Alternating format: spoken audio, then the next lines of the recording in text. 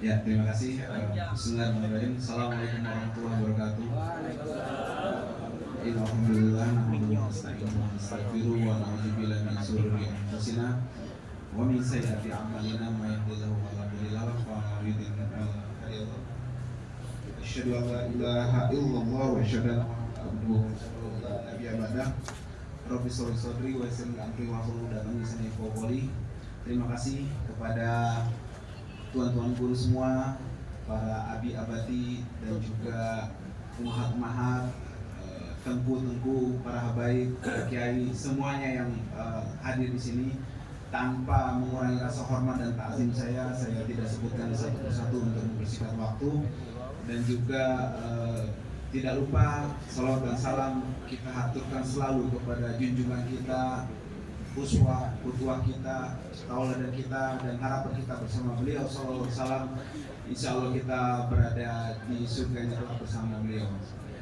Juga tidak lupa kita haturkan kepada keluarga-keluarga beliau, sahabat-sahabat beliau, dan juga para pengikutnya hingga akhir zaman nanti. Insya Allah kita ada di dalamnya, mudah-mudahan. Amin amin ya rabbal alamin. Baik, hadirnya saya di sini bersama Habib Hanif, bersama Habib Muhammad, dan juga Habib Fikri di sini, Habib Husin Fikri, dan dari Jakarta bersama Tengku Muslim ditemani selama perjalanan. Memang luar biasa. Di sini saya berbicara bukan berarti lebih baik dari segi keilmuan dibanding yang lainnya, tetapi ada beberapa hal yang saya bisa support dari pernyataan Habib Muhammad tadi mengenai Aceh dan dinamikanya dalam pergolakan politik di Indonesia. Ada hal menarik dari beberapa komunikasi saya selama di Aceh ini terkait dengan Aceh dan gerakan Aceh Merdeka itu sendiri. Saya sampaikan di sini bahwa kami dari Jakarta mengapresiasi betul perjuangan dari masyarakat Aceh, ulama-ulamanya yang luar biasa dalam perjuangan, dalam pergerakan Islam, dalam memperjuangkan kemerdekaan. Setelah dijajah oleh Belanda, kemudian mengalami kejadian represif dari pemerintah. Ini merupakan hal yang sangat memilukan, akan tetapi rakyat Aceh tetap tegar berdiri, dan ini merupakan salah satu hal yang wajib kita contoh bagaimana dengan rencong mampu menghadapi tekanan-tekanan militer yang luar biasa dan represif. Ini menurut saya hal yang patut untuk jadi apresiasi dari kita. Dan juga jangan lupa, justru dari situ saya sangat berharap Aceh ini menjadi role model dalam penegakan hukum syariat Islam. Kita semua berharap syariat Islam diimplementasikan ke seluruh wilayah Republik Indonesia tanpa terkecuali. Karena mayoritas kita ini 87,sekian% dari 280 jutaan masyarakat Indonesia ini Muslim. Akan sangat aneh dan lucu menurut saya ketika hari liburnya hari Sabtu dan Ahad, bukan hari Jumat. Kemudian juga aturan-aturan yang mengaturnya masih diatur oleh hukum perdata Barat, hukum keyakinan agama lain. Menurut saya ini hal yang ironis, dan Aceh membuktikan bahwa mereka bisa untuk memperjuangkan hal tersebut.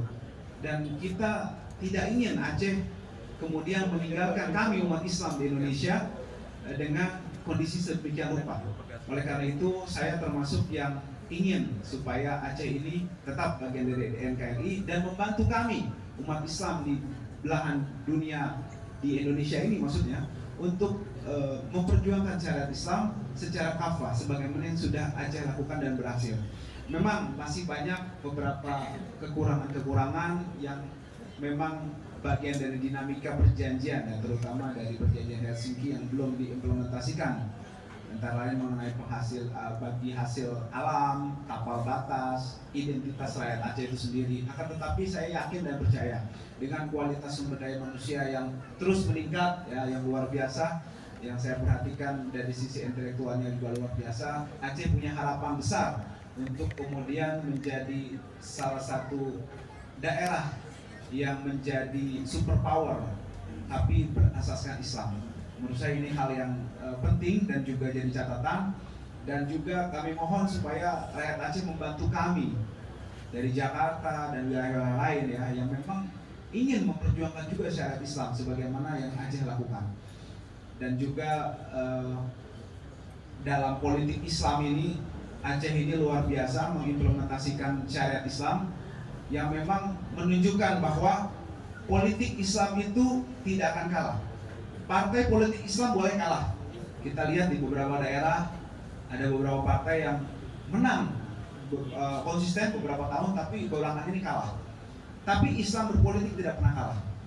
Aceh membuktikan itu selama perjuangan tidak pernah menyerah dan memenangkan. Begitu juga kita waktu 212.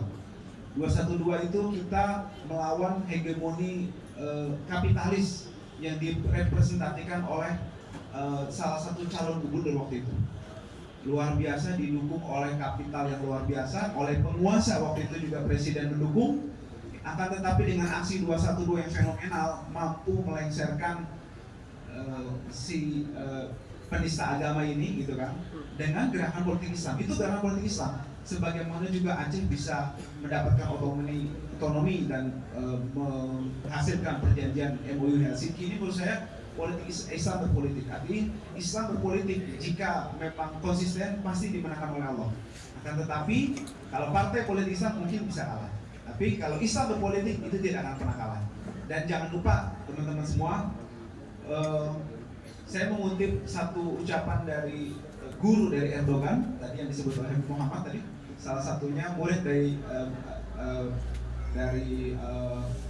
beliau adalah Erdogan, yaitu Najmuddin Erbakan, bahwa umat Islam Muslim yang tidak peduli dengan politik maka ia akan diatur oleh politik yang tidak mempedulikan umat Islam. Makanya perlu sekali, saya sangat salut tempat kopi ini luar biasa, tempat nongkrong tapi dijadikan majelis. Ini menurut saya hal yang menginspirasi juga nih, yang luar biasa dan bagus ini Tengku Muslim. Ini kalau di Jakarta seperti ini banyak intel yang datang kayaknya ini. Saya nggak tahu di sini seperti itu juga apa enggak. Dan juga saya sampaikan satu untuk penutup ya. Teman-teman, sebelum habis ini Habib Hanif akan melanjutkan dengan orasi luar biasa. Jadi dalam Islam jika tidak berkuasa, dalam politik ini Islam ini sangat mementingkan kekuasaan. Jadi Islam tanpa politik maka Islam itu akan ditindas. Itu yang perlu dicatat baik-baik. Islam tanpa politik maka Islam akan ditindas. Tapi dan juga politik tanpa Islam maka politik itu akan menindas. Jadi Islam tanpa politik maka Islam akan ditindas. Politik tanpa Islam maka politik itu akan menindas. Oleh karena itu Islam dan politik tidak akan pernah bisa dipisahkan. Dan sekali lagi Aceh membuktikan bahwa politik dan kekuasaan atau perang itu harus saling mendukung. Kita bisa bayangkan kalau misalnya terus saja perang tapi tanpa mempedulikan politik. Mungkin hari ini syariat Islam masih angan-angan di Aceh ini. Akan tetapi luar biasanya para tokoh-tokoh ini selain berperang juga mereka juga berpolitik. Akhirnya menghasilkan kesepakatan-kesepakatan yang mudah-mudahan ke depannya membawa Aceh ini lebih baik ya. Jadi menurut saya sekali lagi saya sangat apresiasi dengan Aceh yang menunjukkan pergerakan perlawanan diimbangi dengan politik ini menghasilkan kekuatan yang luar biasa. Dan kita sangat mendukung hal tersebut dan kita sangat sekali lagi berharap untuk Aceh membantu kita di daerah-daerah lain untuk dapat menghasilkan hal yang sama yang sudah dicapai di Nahru Aceh Darussalam. Demikian mungkin saya akan sangat apresiasi jika setelah ini ada diskusi-diskusi lebih lanjut atau tanya jawab yang sebelumnya akan disambut juga oleh Habib Hanif untuk 1 dan 2 patah kata. Terima kasih, lebih kurangnya saya minta maaf. Billahi taufiq wa hidayah. Assalamualaikum warahmatullahi wabarakatuh.